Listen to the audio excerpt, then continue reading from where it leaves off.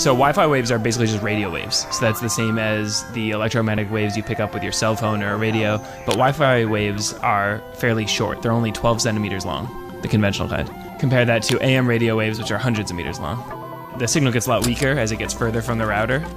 And generally, it can't really go more than 150 feet from a single router. They actually get absorbed and blocked by walls and metal surfaces. And so the way you position your Wi-Fi router makes a huge difference in how strong the signal is throughout your house. One thing you definitely want to do is put your router near the center of your house because it broadcasts the signal out in equal strength in all directions. So you want it out and open. Like if it's in a closet, the walls of the closet are gonna absorb and block some of the signal. A good way to think about it is just use line of sight. From whatever position you can see the furthest in your house and you can see the most number of different rooms, that's probably a good place to put your router.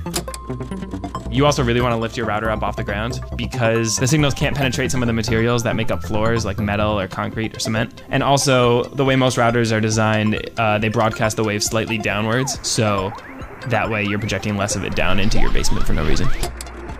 A lot of other electronics can interfere with the router signal. Things like TVs, computers, microwaves, pretty much anything that has a motor inside it. So you want to keep the router away from other electronics.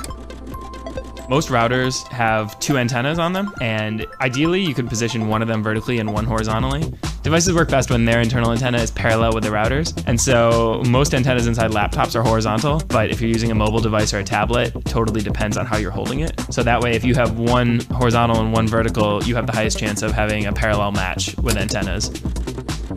If you find that your network isn't working well, you can just go around and measure your signal strength. So there's a lot of different apps that you can download on your phone. You could create a rough map and figure out what you need to do to fix it.